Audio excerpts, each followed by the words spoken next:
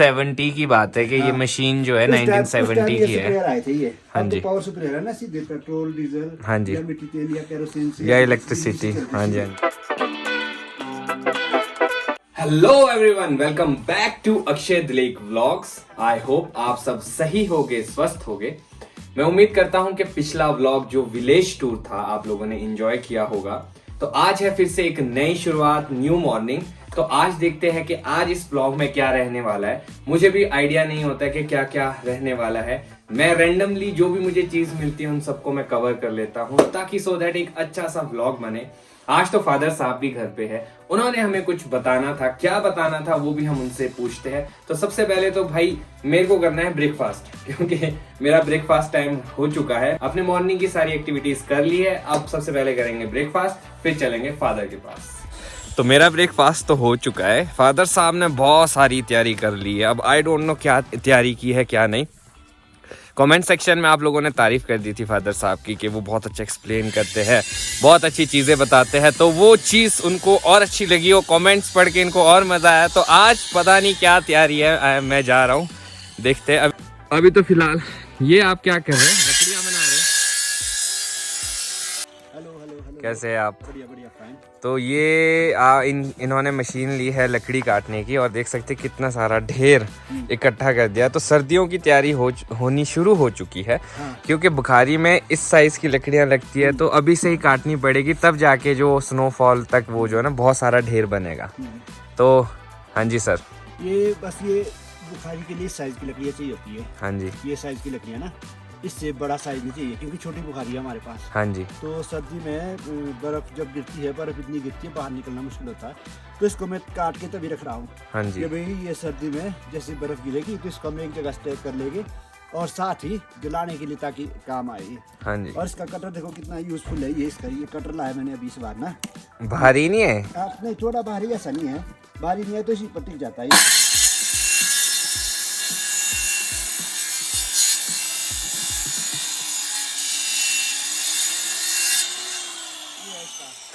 तो ये स्पेशल लकड़ी काटने का है? स्पेशल लकड़ी काटने का। पिछली बार था मेरे पास होता टाइल कटर। अच्छा। टाइल कटर में ब्लेड लगता था लकड़ी काटने का। हाँ जी। वो थोड़ा छोटा था इससे। अच्छा। ये स्पेशल लकड़ी काटने के लिए है। ये सिर्फ इसमें कोई ब्लेड नहीं लगती, एक ही ब्लेड होता है इसमें लकड़ी काटने का। और ब्लेड भी थोड़ा बड़ा उससे, जो पहले का ब्लेड था ना। अच्छा। टाइल कटर से बड़ा ब्लेड है ये। तो अब इतनी सुविधा हो चुकी है। पहले मैंने जब शुरू में हमने बुखारी शुरू की, तो उस टाइम हमारे पास ये मशीन नहीं होती थी ना, टाइल कटर होता था उस टाइम। तो हमारे पास ये होता था इसके लिए काटने के लिए ना, आरी। अच्छा, आरी। हाँ हाँ, ये आरी। ये आरी, ये बड़ी आरी थी, ये छोटी आरी थी। तो उससे काटते थे यूं लकड़ियाँ ना, ये इस तरह से। और इससे काटना मैं बताऊं आपको आसान नहीं होता है, काफी एक स्पीड से काटना होता है, आपको ज्यादा जोर भी नहीं लगाना होता है। हाँ, ये देखो आप, ये दूसरी आरी ये है, इससे काटते थे हम पहले ना। बड़ा टाइम लगता था। अगर इतना डांग बनाना है तो कम से कम 10-15 दिन में कटता था इतना। हाँ। ये मैंने सुबह से शुरू की है, और अभी इतना डांग लगा दिया। वाह, नाइस। इसका तो इस मशीन का फायदा हो गया है। अब ये वही बात है, टेक्नोलॉजीज आ गई है, तो उस चीज का फायदा होता है। और तो इसको काटने के लिए फिर कुल्हाड़ी भी होती थी, जो हाँ थोड़े पतले है, उसको इस पर रख के ना अब मोटे यूं काटते इससे। थे इसको। हाँ जी, हाँ जी। तो दूसरा फिर ये होता है, इसको बसूला बोलते हैं, है ना। वाह, सारी तैयारी कर रखी है आपने। ये पुराने वो होते थे हमारे पास, ये काटने के लिए इसके औजार नहीं। हाँ जी। पहले इस तरह से काटा जाता था, तो सेकने की बड़ी दिक्कत होती थी। मैं ट्राई करता हूँ इसमें से ना, ये पकड़ो कैमरा आप। ये है बारीक दांत वाली आरी। हाँ। ठीक पकड़ना कैमरा। हाँ, हाँ, हाँ। ये है बारीक दांत वाली आरी। हाँ। तो बचपन से ही मुझे जो है इन सब चीजों में ट्रेन किया है फादर साहब ने। हाँ। ताकि कभी भी जरूरत हो तो लाइफ में हम, ये देखो बस ये इतना इस स्पीड में और इस स्मूथनेस से कटना चाहिए ये। हाँ। अगर आप इस स्पीड और इस स्मूथनेस से काटोगे तभी कटेगा। अगर मैं जोर लगाऊंगा ना तो फिर ये फंसता रहेगा। देखो फंस रहा है। बस ये आराम से एक ही स्पीड में चलना चाहिए। ठीक है। और एक ये है बड़े दांत वाला। इसके दांत जो है ना बहुत बड़े हैं। तो ये होता है मोटी लकड़ी को चीरने के लिए ना, एकदम मोटी। इसका भी एक अलग ही स्वैग है। ये भी टिकाना बड़ा मुश्किल होता है, पहना नहीं है अभी ये ज्यादा आगे से। तो और साथ तेज भी करने पड़ते हैं ये औजार। हाँ, इसके दांत जो है ना आपको पहने करने पड़ते हैं। पर मजा नहीं आ रहा इसका, अभी ये पहना ही नहीं है। जब ये तीखे होते हैं ना फिर तो एक ही बारी में शड़फड़ नहीं। हाँ, फिर बड़ा फर्क है। अब देखो ना आप, ये मशीन के कंपैरेटिवली हाँ। ये मशीन देखो आप, इससे 1000 गुना तेजी से आप काम कर सकते हैं। और ये इसको कहते हैं हमारी लोकल लैंग्वेज में बसुल्ला। हाँ, बसुल्ला। ये होता है जैसे मोटी मोटी लकड़ी है ना, जैसे ये है, मान लो फॉर एग्जांपल ये है, हाँ तो इसमें हाँ हाँ इस तरह फाड़ते इसको। हाँ, बड़ा टाइम लग जाता था, है ना, बहुत ही ज़्यादा टाइम। हाँ तो आप देख रहे हैं कि छोटे छोटे जो पीस बन रहे हैं ना, हाँ ये इसको इससे ही बनता है, इसको काटना पड़ता है। अगर बहुत बड़ा लकड़ हो हाँ तो फिर वो काम आता है। ये ये वाला। और भी बड़ा होता है वैसे तो, हाँ। ये छोटा है अभी तो। हाँ, इसको बोलते हैं कुल्हाड़ी। हाँ, एक कुल्हाड़ी। कुल्हाड़ी है ये। तो फिर इससे छोटे छोटे पीस बनते हैं काटने के लिए। हाँ हाँ जी।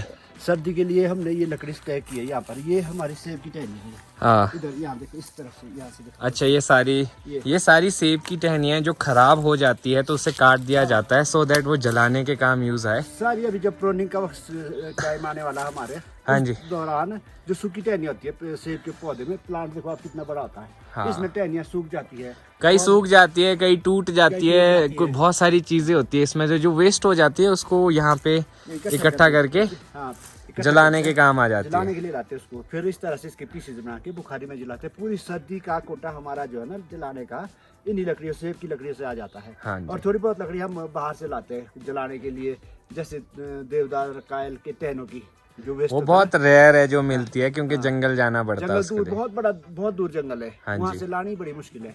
तो हमारा गुजारा सेब की टहनियों से ही, जो सूखी टहनियाँ और सड़ी हुई या टूटी हुई टहनियाँ, उससे हमारा गुजारा हो जाता है।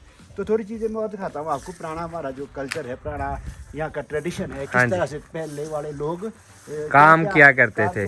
कौन कौन सी चीजें यूज करते अच्छा। थे। ये नहीं है साथ में ये। तो ऐसा नहीं है कि सेब सिर्फ फल देने के काम आता है, फल तो वो देता ही देता है। देखो आप किस तरह से हम लोगों को लकड़ियाँ भी मिल रही है सेब से, और हमारा जो सर्दी का टाइम है वो अच्छा कट रहा है। नहीं तो जंगल बहुत ज़्यादा दूर है, और जंगल में हम लोग कुछ लकड़ियाँ ला नहीं सकते, काट नहीं सकते हैं, तो वो भी एक बहुत ज़्यादा दिक्कत हो चुकी है। पाबंदी सरकार की, नहीं काट सकते। हाँ जी, सरकार की पाबंदी है, नहीं काट सकते। तो ओ माय गॉड, अच्छा जी, इन्होंने सारा स्टोर बाहर ले आ दिया अपना। हाँ जी। ये कुल्हाड़ी ये भी है, वो छोटी कुल्हाड़ी थी, ये बड़ी ओ कुल्हाड़ी बाप रे। है।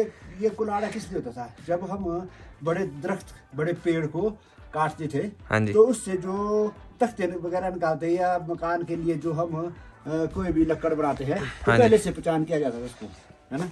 उससे ये बड़े पेड़ को गिरा के इससे इसको पहचान किया जाता था, साइड उसकी पहचान करके हाँ जी। लेबल की जाती थी। बाहर का छिलका ठीक जो है ना इससे उतारा जाता था। ये हमारे ताया के वक्त का है। ताया इससे वो पेड़ की जो है ना छिलाई करते थे इससे, तो ये उनके वक्त का है, इसको यूज करते थे। अब तो चेन सॉ है ना, चेन सॉ आ जाता है। हाँ जी। चेन सॉ से पटापट करके, पहले वक्त नहीं होता था, ये होता था। हाँ जी। चेन सॉ की जगह ये वाली हाँ जी। होती थी पहले। अच्छा। इसको बोलते फरनाई, हाँ जी, ये मैंने भी चलाई है ना। ये पता कैसे चलती है? दो आदमी जैसे यहाँ से खींचेगी इसको, एक हाँ आदमी ऊपर होगा, जैसे पेड़ का इससे छिलाई की, हाँ छिलके जी। निकाल दी इससे बाहर के, इस कुल्हाड़ी से। हाँ जी। तो उसके बाद उसको ऐसा एक स्कंजा बोलते हैं, स्कंजे पर उसको रख दिया जाता था। हाँ जी। पेड़ को काट के जितने साइज की आपको लकड़ी चाहिए, फिर एक आदमी ऊपर जाता था, एक आदमी नीचे रहता था। तो इस तरह इसको जो है ना चिरान हाँ, करके, बीच से अगर आपने फट्टे को चीरना है तो ये यूज होता था उसके लिए। ये यूज होता था। इससे पूरी तख्ती या जो भी आपने उसके लिए मटेरियल बनाना है, इससे बनाया जाता था। तो ये बड़े साइज की और एक ये छोटे साइज की है। और अच्छा। एक ये छोटे साइज की है। अच्छा। हाँ जी। हाँ जी, ये दोनों ही मैंने चलाई है, तो मेरे को सिखाया है इन्होंने कैसे चलाते हैं। तो मैंने काफी सारी तख्तियां इसमें से फाड़ी भी है, सीधी की है। तो अब तो कोई यूज नहीं करता इसको, बहुत पुरानी चीज हो चुकी है। हाँ जी। और क्योंकि अब तो चेन सॉ से ही सारा काम होता है। और हाँ उसके जी। बाद ये क्या है?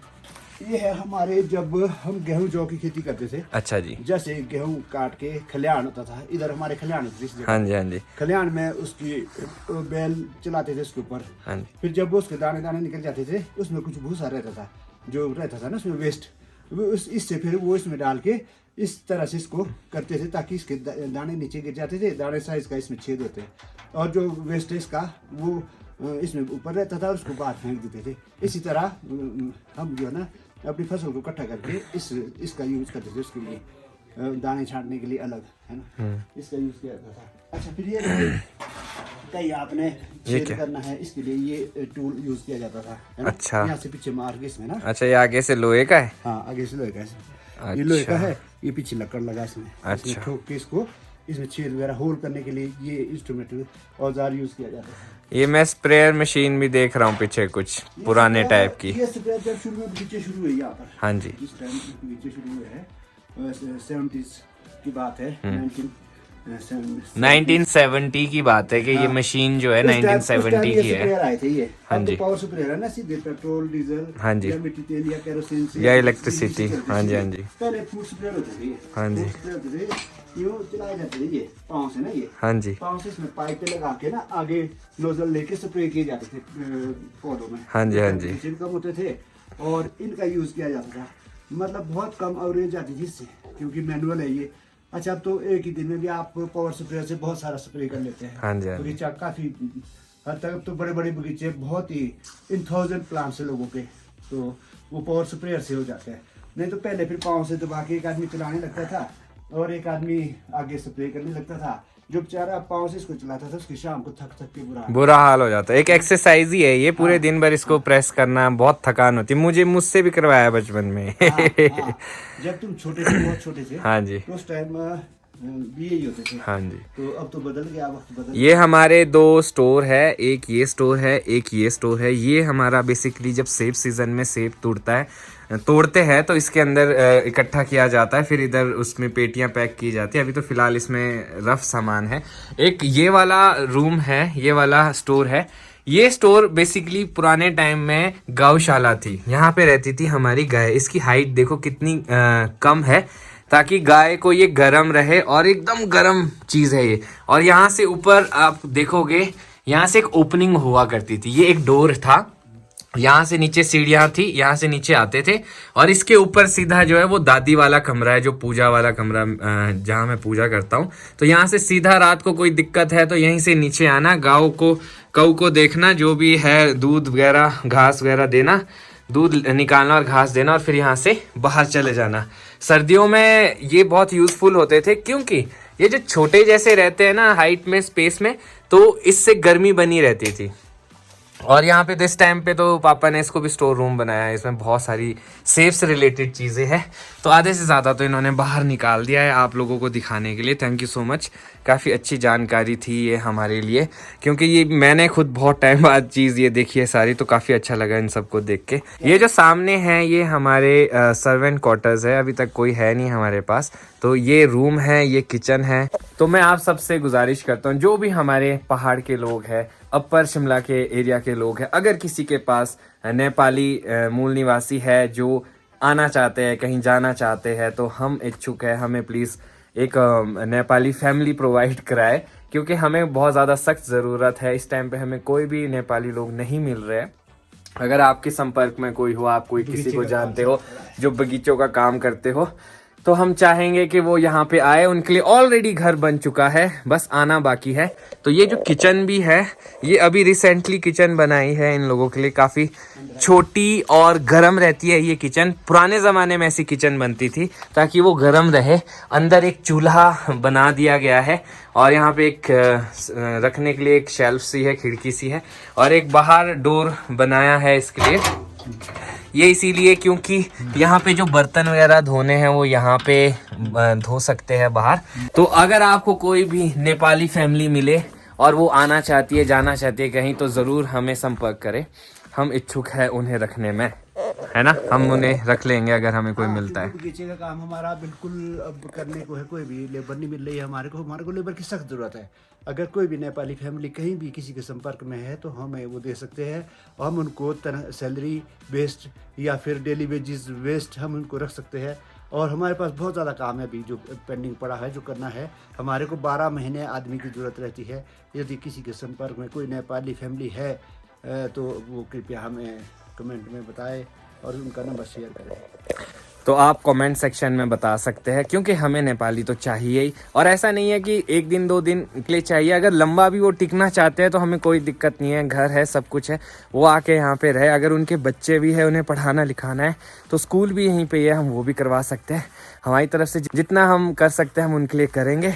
नहीं तो हमें ही नेपाली बनना पड़ेगा मेरे को और फादर को, सारा काम मेरे से करवाएंगे, तो मेरी जान बचाने के लिए आप लोगों को कुछ करना पड़ेगा। Thank you so much. तो मज़े तो मम्मी के है, धूप में आनंद ले रहे हैं। क्या देख रहे हो आप? मैं आपका ब्लॉग देखती हूँ।